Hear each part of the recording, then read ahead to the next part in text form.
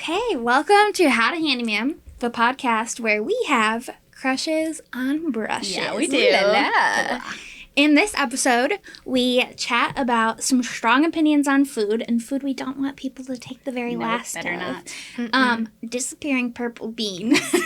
And Arlie teaches us quite a bit about brushes and what brush to pick. I'm Emily. I'm Samantha. I'm Arlie. And this is How to Handyma'am. Yeah. We started our business 5 years ago with a bit of delusional confidence. A lot of but delusional since confidence. then, we've learned everything the hardest possible way. And now, you don't have to, because we're here. So, in this episode, I'm dedicating it to my twin, Hannah, who is one of the coolest humans I know. She is an engineer who is in a male-dominated field, and she proves every day why women belong in rooms they are not always welcome in. I will make an addendum that she proves that women can be remarkably supportive of other women. Yeah, she fosters environments that people want to be in, and we just love her, obviously. We were the same human at one point, so I like her a lot. Yes. Let's get into the episode. Yeah. All right, let's do it.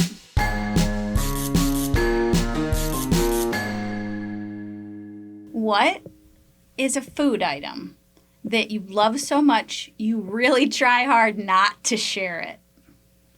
I don't know. I'm actually quite willing to share all of my food. What if it's the last two? I don't know. I leave like the last ice cream bar for Lucas and stuff. You're a good human. Yeah, you're a good person. I'm not trying to, I feel guilty otherwise. I won't tell Jace if the ice cream's almost gone. If it's the kind of ice cream that he likes, because he really likes a mint chip ice cream, so do I. But if it's almost gone, I try not to say anything about it, because he will eat all of it. If I have 4 boxes of Girl Scout cookie Samoas, I will put them out on the counter, and anybody's welcome to eat them. When I open the last box of the Girl Scout cookie Samoas, I hide them. Yeah, I can only get them once a year. I mean, it makes sense. I'm not Keyboy judging. makes them now, and then so the coconut drinks. no. I think they taste the same. Nope, sorry. They're a little different. I guess one They're thing. made with milk chocolate instead of dark chocolate. That's a crime. I know. I tried a new recipe, and it's so I get a veggie box weekly, and there's stuff I've never heard of that you've never heard of, because I read you the veggie box list, and I was like, I had to look up what this is. But I got purple sweet potatoes 2 weeks in a row, and I was like, I bet you can make, I like pumpkin bread, and so I was like, I bet you can make sweet potato bread and just season it like that. And I looked it up. Apparently Southern people really like sweet potato bread, so I made purple sweet potato bread. And I put a cream Constantly cheese. astonished by what you do. I put a cream cheese ribbon in the middle. I should have folded it in better, because it was just kind of a clump of cream cheese in each thing. And then candied pecans. So good. I don't think we need sweet potato casserole this Thanksgiving. I think I just need to make that. But And it's purple? it's purple. It's I want some. a little grayish once it's baked. Yeah, Does it look But it's still a pretty brain purple. loaf? But you put buttermilk in it, and so I know this word. I think Lucas said it's anthocyanins. Lucas, my husband, who's a plant scientist, always it's very cool, but I'm not sciencey, so sometimes it's overwhelming. But every time I get veggies in the veggie box, he's like, "Oh, this one's this color because of this, and this one's this color because of this." But the anthocyanin that makes it purple and makes purple green beans and other things, once it's introduced to acid or heat, it starts to degrade the thing. But I put buttermilk in the bread, which is high acid, so it started turning it blue. Oh my gosh. I love this I thing. did not know this thing about purple green beans, which aren't green beans. They're purple beans, I guess. But I did not know this, so I'm we were picking for, one of our customers actually asked us to pick her garden while she was gone for a couple weeks And this then summer. she donated it to the food pantry my she's dad runs. phenomenal. Darylyn, we like you. We love you. So I picked these purple beans, and I love green beans, so I'm I'm gonna cook these up. So I put these purple beans in the pan. I took a picture. I'm these are so cute. And then I went to check on something, and I came back and lifted the lid, and I'm what the hell? They're green. I didn't know that happened. Yeah. I was like, what has happened to my purple beans? It's very shocking if you don't know ahead of time that that's what's coming. You guys know this, but the listeners don't know this about me. I love cooking. Like, I like hosting. I love people. And the Veggie Box has been a cool opportunity. Shout out to the Allen Neighborhood Center in Lansing. They have just great programs, bring a lot of produce to the area because I live in, like, an urban region, I guess. But, so I've been introduced to a lot of stuff, and I like playing with cooking and trying new things and stuff, so I've had a lot of fun this summer, but I love cooking, and I'll say this so I start posting on it again. I do have a cooking Instagram I feel called like you should go. Raised Eats, and It's cool. yeah. You should go on I should make Chopped because you are the kind of person they could be like, here's an avocado and a banana stem and some baking soda. Make a 2-course meal. And you'd be like, you know what? I got this. Okay, I would turn a banana stem. Just the stem. Satchmo would be like, I would grind it and hide it in something. I don't know. I don't think banana stems are edible. They're basically wood pulp. I was just making a point that you can You pretty can much eat banana take peels. And so I can? would. Yes. So I love Why? guac with something like pickled in it. So I'd probably like really finely cut up the banana peel and do a quick pickling on it.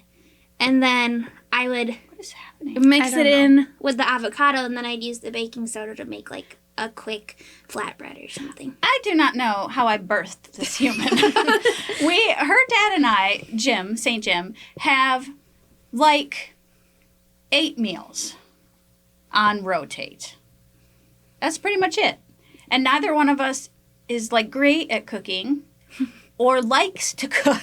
yeah. Dad is great at pancakes. That man He does can do make some good mean pancakes. pancake. Ones But- with chocolate chips in them. Here's why I'm this way. Because I'm extremely susceptible to bullying. And my cousin Michael, Michael. who is like a phenomenal chef, but he's always Like chef with a capital C. Like he yeah, does it actually, for a living. like his food is so good. One time when I lived with his mom for like 3 weeks while my lease was like in between, he spent like 3 hours making a quesadilla. But I didn't stay up for the end of it. But I bet it was the best quesadilla anyone's ever had in their life. But yeah, he makes great food. But when Hannah and I like used to only eat cheese pizza, like very limited palettes, he would always be like, "Why?" Like bully us and be like, "Try eat something on better." it." And I'm susceptible to bullying, so I was like, "Fine, I'll start trying stuff." And then I was like, "Oh, it tastes good." No, So- and me, they say that, and I'm like, yep. Yeah, I have the palate of a toddler. I say I'm adventurous in many ways. I'm not adventurous with food. I have some limits Me though. Like neither. if Well, I think Hannah ate octopus when she was in Japan. Well, that's Hannah 'cause- is Emily's twin sister and my daughter Yeah. also. And yeah, they eat different things in Japan, things that are like normal to us. They have their own things that are normal Yeah. to them. And Hannah was, she was determined to be polite and to be a good guest and try things. I do not have that need. I like won't be a jerk It's about it, cultural but there, though. I will push things around if I Yeah. don't want to eat them. I don't know. It's a thing. I can't. well, I it's like could how help you it, like but I don't. strawberry smoothies, but not strawberry milkshakes. Yeah, yeah. What a weirdo. It's true. You I own know, it. one of our crew members, Kaylee, made fun of me the other day because actually I don't even think I can tell the story. Let's get into Okay, it. we can talk about how I gave you an emergency banana yesterday and you left it in the truck. Yeah, well, you know what? I removed everything else from your car. You should have seen that thing before. You were supposed to eat that. You're I probably know. missing nutrients. You're malnourished. You're hungry. dying. Says you. Listen, Linda. Listen, Linda. Listen, Linda. Yesterday she was like, "I have a migraine." I was like, "Have you had any protein? Have you had any water? Have you had anything?" And she's like, "No." Entirely Yeah, and irrational. lately she's been like, you need to stop waiting so long to eat lunch, or you need to stop Just getting to because eat it's lunch. hypocritical doesn't mean it's not true. Yeah, but then you're like, I haven't eaten anything in 72 hours, but I have had 7 Mountain Dews. All right, so last week you Yes. talked to us about different kinds of paint sheens and what they're made of, oil or water. But we really want to know, like, how do you apply it? We're gonna For homeowners, brush around and roll around and find out. We are brushing. We're talking about brushes today, friends. If you haven't gotten the idea. I have one last interruption. I know this song is in my head. Brusha, brusha, brusha. What is that from? it's a toothbrush song in a children's cartoon. Okay. I think it's in Bear in the Big Blue House. So I'm not going crazy. Like, that's a thing. Yes, Yeah. but Yes. not because of that. Yeah. Okay. It is something references it in something that we've watched. Is it? It might be in a rom-com or something. That seems like on brand for both of us. Yeah. Yeah. But Okay, anyway. we're here to learn about brushes, We're not here to about learn about brushes. kid shows. So, And Arlie loves her some good brushes. I Arlie get- has crushes on brushes. I got some crunchies and some brushes. I also love singing, apparently, about inanimate It's a musical things. podcast now. So I love doing research on just about anything. And I got 5 pages of brush information, and I whittled it down to a note card and a half. So if you have So any... she gets applause for that. You know, Yes. thank you. We'll have to do a future just like brush school for brush junkies. Yes. Where you get to tell If you're- all your stuff. Maybe that'll be Addicted. behind a paywall because Arlie's knowledge is worth money. She's got a lot of My knowledge. knowledge is All right, power. tell us Okay, about this research. So there's 2 different kinds of brushes. Do you want to guess I know. what the kinds are? Natural and synthetic. Perfect. You're an angel. Yes, so natural are made out of, can you guess? Some animal's hair. Yeah, I don't want to get too much into it. It's really depressing. As long as you tell me that they shave the animal and not kill the animal to get the hair. I don't know. Why But would they have to kill it? That's what I'm asking. I don't know Why? We're those gonna call things, and PETA. those things are not important for our purposes. Okay, back on track. So, Arlie, basically, you're distracting us. oh my gosh. My goodness. The most important things about these is natural are meant for oil-based, and synthetic are meant primarily for water-based paints. Okay. And there's a couple reasons why this distinction is important, and basically the natural ones have a specific structure. When they get exposed to water, just like our hair, they get like soft. They lose their structure. So if you get a natural fiber brush and you put it in water-based paint, it loses all of its shape. So you can't really use it very well. Oh, that's why. And then most synthetic brushes you don't use with oil-based paints because they just don't perform very well in the oil-based paint and in the solvent to remove the oil from your brush. If you kind of think about, like, synthetic being plastic, think about if you, like, have a plastic plate and you put olive oil on it. Like, it's not sticking. Yeah. There's some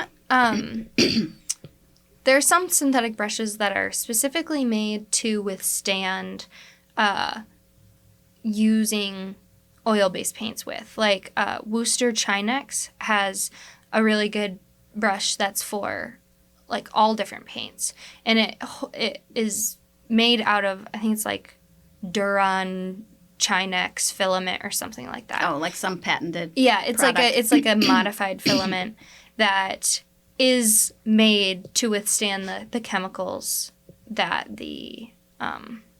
that you need for the solvents or whatever. Yeah.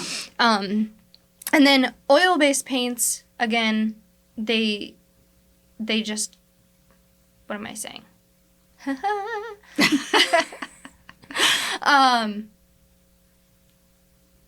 Oil, no.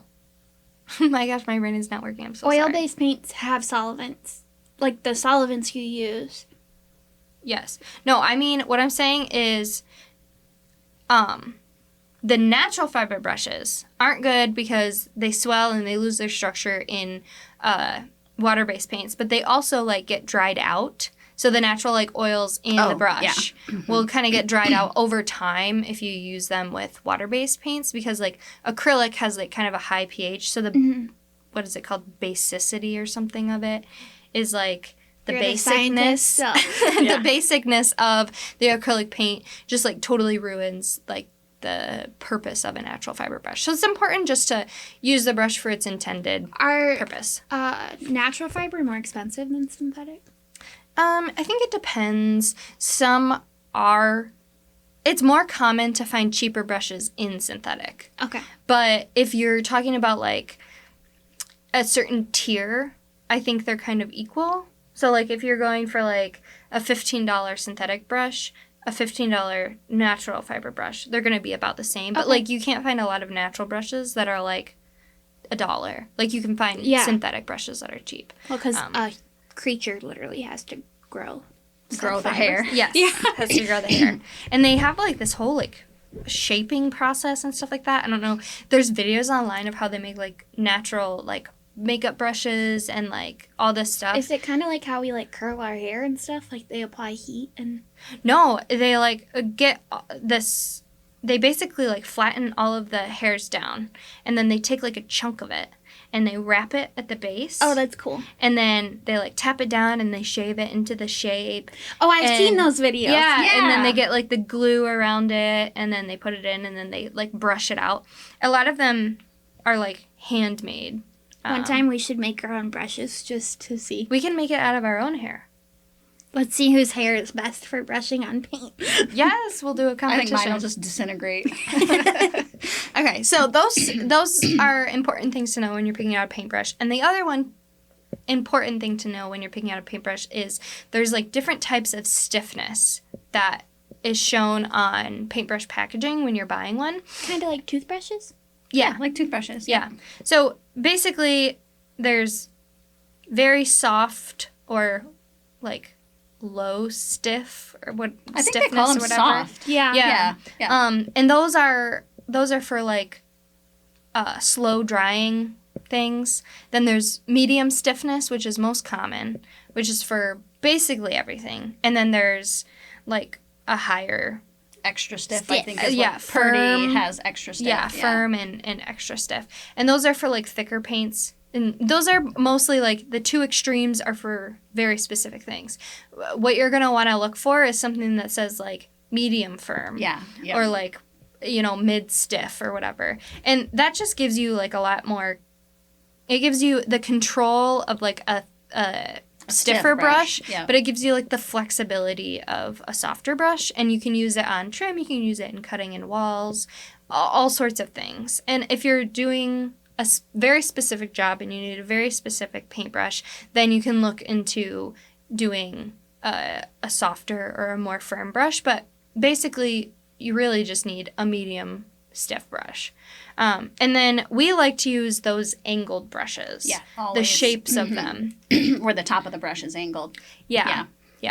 There's also wedge ones, which is like if you're looking from the side, like the skinny side of the profile of your paintbrush, it's beveled that way. Okay. And the other one, the angled, is if you're looking at it like face forward. What would the bevel be for? Yeah, what is that for? I've never used a beveled brush. I have a zebra beveled brush, and I use it basically the same way as the angled one. But do you just hold it differently to get the angle a different direction? No. I use it the same. We'll do a video kind of showing how they operate. That'll be easier for everybody to see. Yeah. It doesn't quite fit into corners the same way that an angled brush does, but the reason I like that one is just because it holds quite a lot of paint. So you don't have to nice. dip. Yeah. Especially if you're on ladders. It sucks having to dip. Yes. I did, for you guys out there, I did a test with multiple different types of brushes because we had like this whole brush fiasco of which one was the best one. And so I went out and I bought like 5 or 6 different paintbrushes. And I tested them all, and I tested like how long it took to get the paint out of them, how long with like one dip, how far they could go before you needed to dip them again. She kept track of inches, guys. She was like, this one drags 36 inches, this one goes 18. Yeah, and the zebra wedge one, it outperformed all of them it was like over 80 inches of how far you could go. Dang. And the Chinex, which was fantastic for cutting in, probably the straightest, most even line you could ever do, but you can only get like 18 inches out of it because it's so like firm and thin that it doesn't really hold like a lot of like a quantity Doesn't of have paint. like a reservoir of paint inside. Yeah, it doesn't. So it's great for like if you have like really precise like a corner or something, but it's not great for like long runs unless you want to take 17 years to do something, which is not my business. Anyway, the most important thing about brushes, and this is our final brush topic, is clean out your brush. Yeah, Oh my God. Clean out your brush. This is so important it's so important. Just do it. Please, I beg of you. If you have like $1 brush and just chuck it. just throw it away. Unless you want to do it. But if it's a cheap brush, I'd throw it away. Like those foam brushes or the ones that are like really coarse and like not even across. Yeah. Like, Oh, I hate those. Or like the ones that have like the brushes come out. Oh yeah, the bristles like shed. Yeah. I would throw those away. But if you're getting a brush that's over $6, Yeah. You don't want to be I guess even less than that. buying brushes I would repeatedly. Or I sending would them to the definitely- landfill unnecessarily. Yeah. I would get a nicer brush. I think the zebra brush that I really liked was like $11 for one, which is kind of expensive. You can get packs online of. So if you're painting a whole room and you need like one type of brush, you can go to the store and get one brush or order them online. If you're doing a couple different rooms and you have a couple different things that you want to do, like small corners and then also baseboards and also cutting in walls, like maybe get a 3-pack of like different sizes or something of a good, brand. But if you're going to pay, for a brush and you're not just getting them from somebody else, I mean, even if you are, but if you have a quality brush, you're going to want to rinse and wash them out. You want to save your brush. They are ruined so easily. Because if we remember from last episode, water-based paints dries in as little as 30 minutes. Yeah. So, You could go set it down to go eat lunch yeah. and come back and your brush is ruined. Yeah, it got crusties on it and stuff. And it doesn't really come back the same way, even if you get No. that stuff out. You can try, especially if the paint hasn't dried all the way through to the center of your brush. Like if it's just crusties on the outside, Yeah. you can kind of get it out with like a wire brush It's or a a very toothbrush. easy, very non-technical solution. If you have to step away from your brush, wrap it in saran wrap. Mm-hmm. That's all you have to do. Or a is grocery bag or garbage any bag, kind of plastic. any plastic. Yeah. Just make sure air doesn't have access to it, and you come back, it'll be just like when you left it. Yeah, yeah. So there's really And- no need to wreck a brush. Yeah, yeah. And this works primarily for water-based. Yeah. The best. Yeah. Is wrapping it up and then going back at a separate time or right after, whenever you get a chance to wash out your brush. Basically, all you do is you turn on the water. You get it like,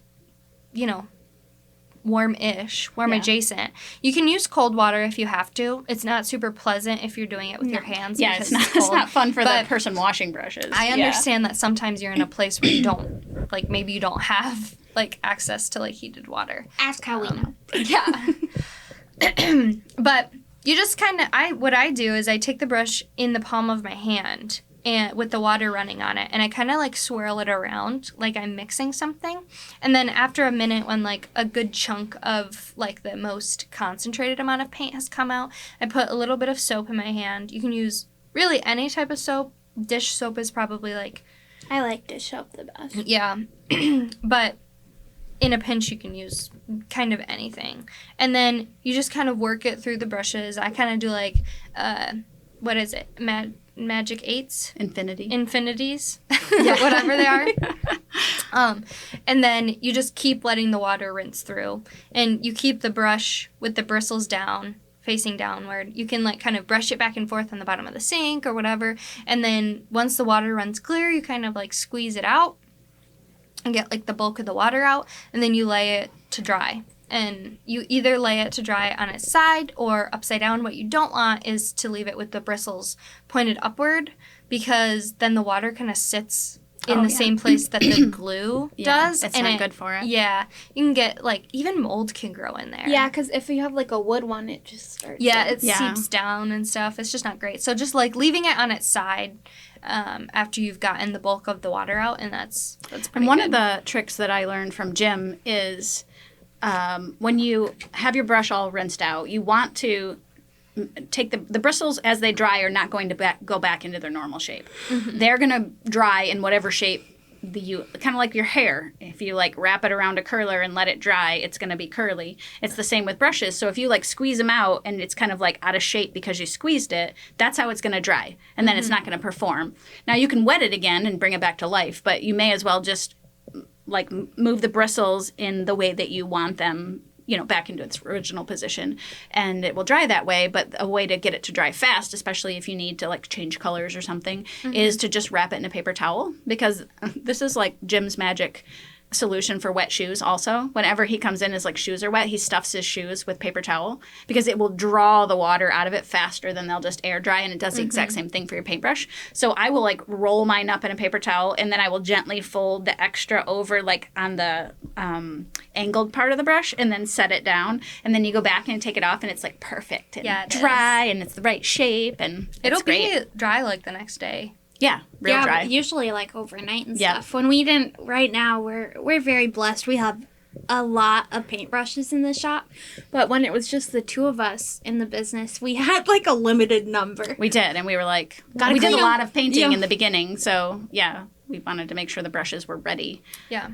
And if you don't have a brush and you don't plan ahead, you're going to have to buy it wherever you are. Yeah. And that might be somewhere your brush is $15. So yeah. I'd look. If you're planning, painting isn't really something that I would recommend doing spur of the moment, because there's a lot of factors that go into it. And even though it's a really affordable DIY, it is expensive. Paint is expensive. Paintbrushes are expensive. Rollers, all of the supplies that you need are quite not like $10 isn't all that much money, but like for a paintbrush, that's kind of a lot of money. And then, maybe you need two. And then you need, everything on top of each other is a lot of money. So I heard that the next time we do our painting episode, I know you're already planning it, but it may not be next week. I'm not sure. We're doing Painting 101 last week and Painting 102 this week. So we'll see what next week is. It'll be a surprise. A surprise. But you're going to tell us about how to prep the walls, and how my biggest thing with painting is how to cut in freehand instead of taping everything, which is laborious and does not work. Nope. So it's a double whammy. So I will look forward to that. But if you dig what we're doing and you want to help us bring education to women, then Emily will tell you how to find us. You can find us two places. At How to Handyma'am if you would like to become your own Handyma'am, and at My Handyma'am if you would like to see what we're up to and what we do for clients. So we have galleries on our website, so if you want to see like lots of fun before and afters. myhandyma'am.com, and that is ma'am. Despite M-A-A-M. how much Google every time I type it in is like, handyman? No, Google, Handyma'am. It's like those TikToks with Google's a person. Yeah. And they're like, Google, no. Cute dogs, golden dogs, fun dogs. And it's like, handyman. And he's like, handyman? No, handyma'am. Handyman? Handyma'am. Anyway, you can find us. Yes. And thanks for listening. Yes. Yeah. We love you. Follow along and help us. Da, da, da, da, da. Bye. Bye.